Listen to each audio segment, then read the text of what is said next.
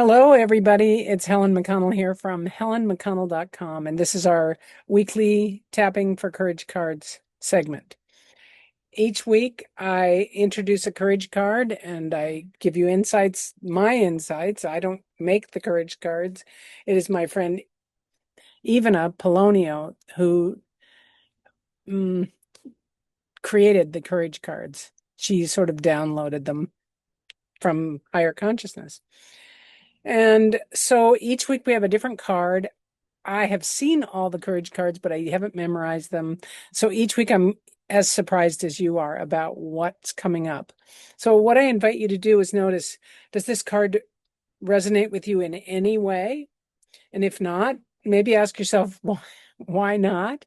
And if it does, it doesn't have to be the same as what resonates with me.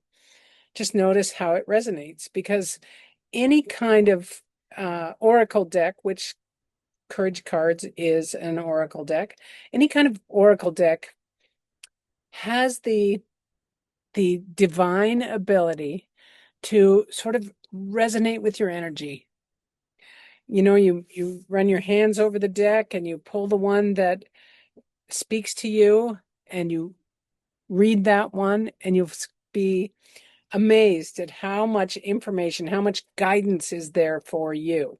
And even if nothing else, it will remind you of something that, let's just say, the universe wants you to be thinking about. And that's what we do here. This week's courage card says, Agile is able.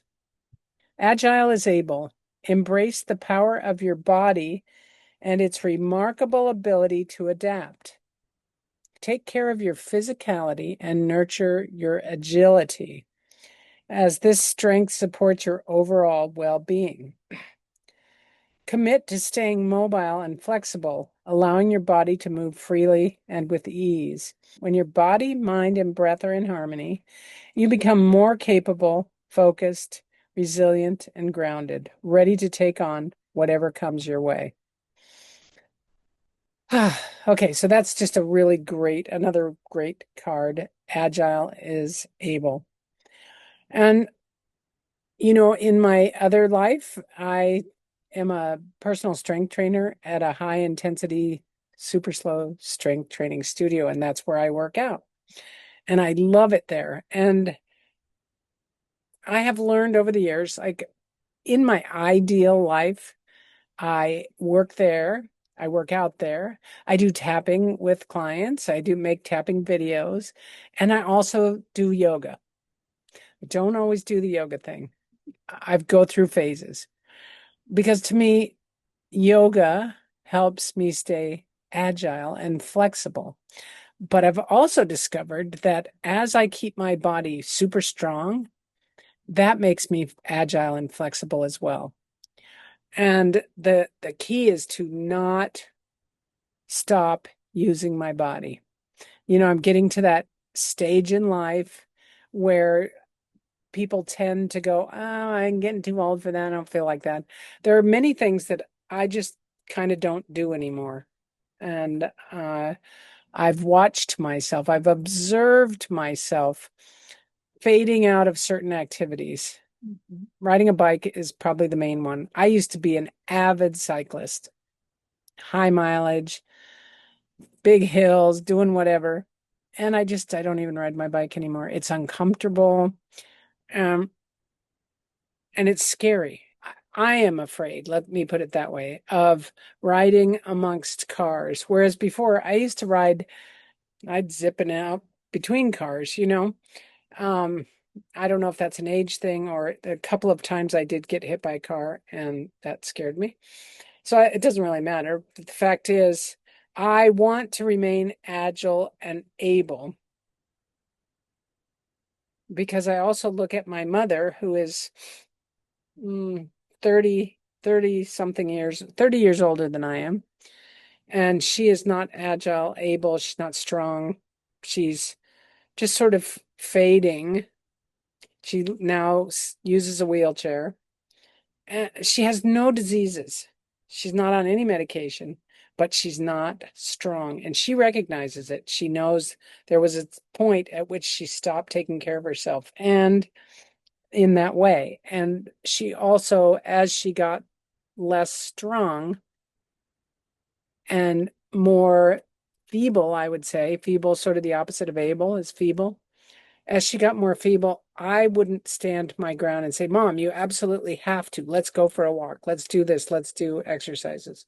I didn't do that for her. Anyway, I want you to be able. I want you to be agile, like this little monkey here. And I want you to keep your body, mind, and breath in harmony. I want you to stay capable and focused, resilient and grounded, and ready to take on whatever comes your way.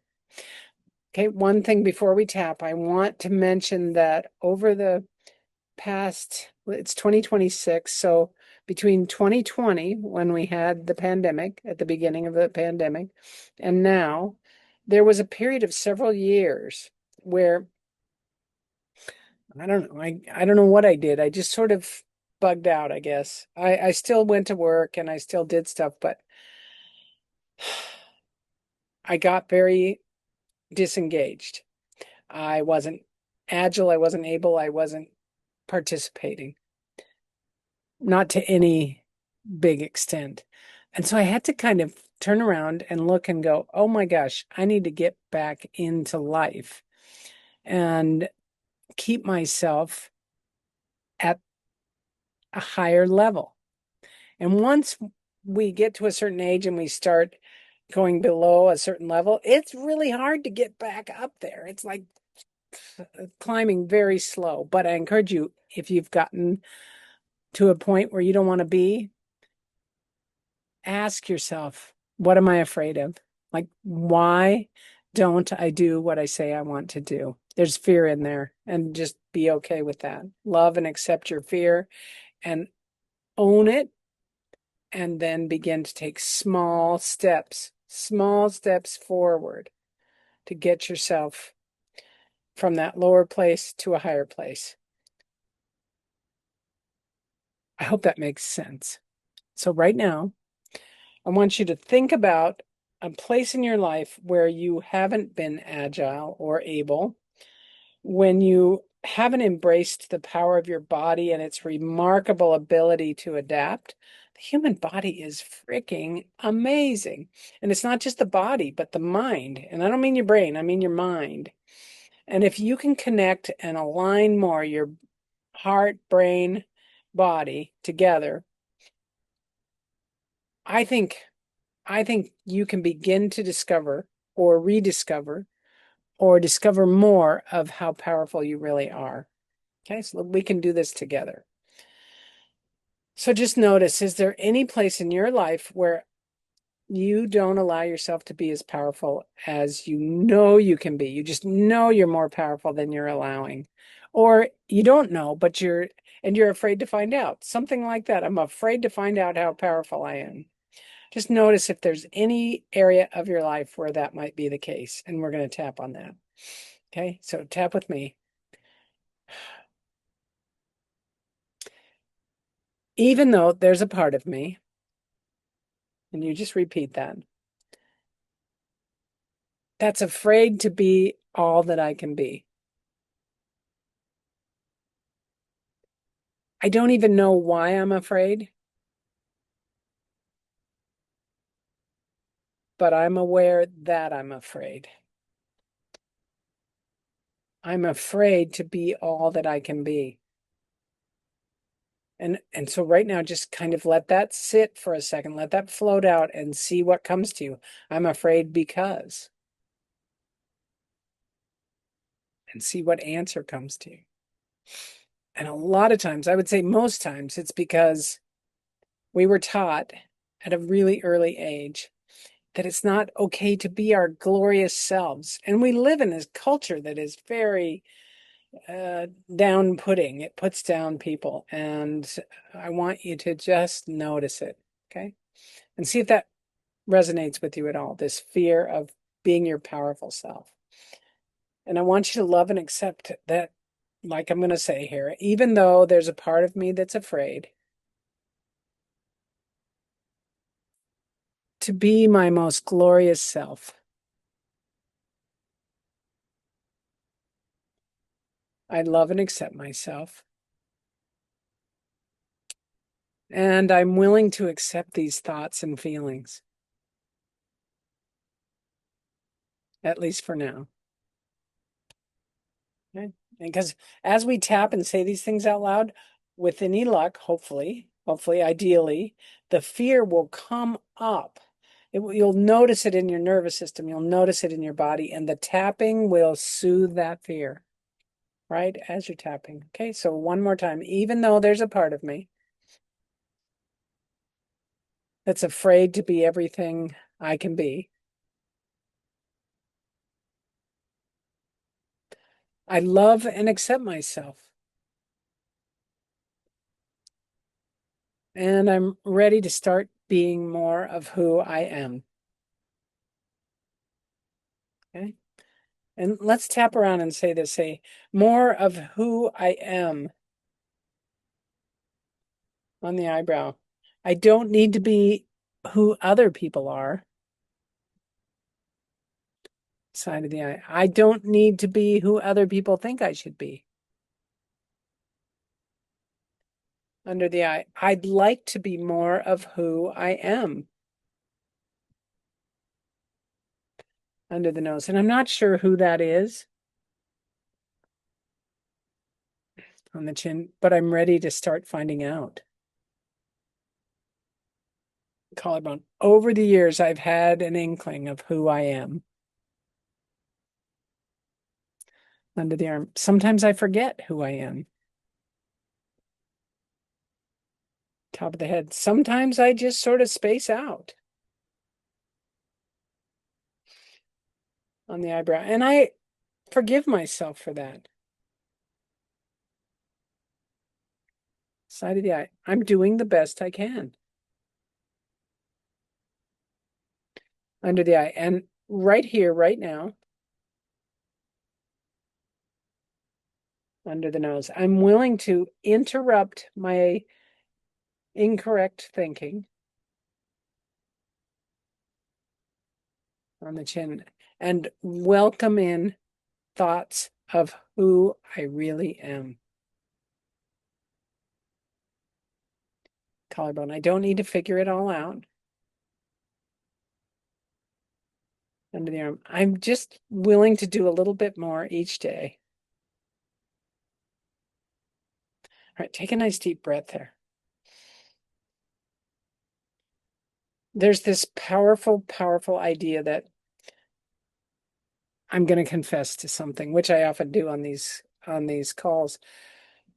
As you learn how to tap, even if you don't really know how, it doesn't matter. You know how to tap. You know where the tapping points are. The rest is just, the rest is fluff, I'm going to say.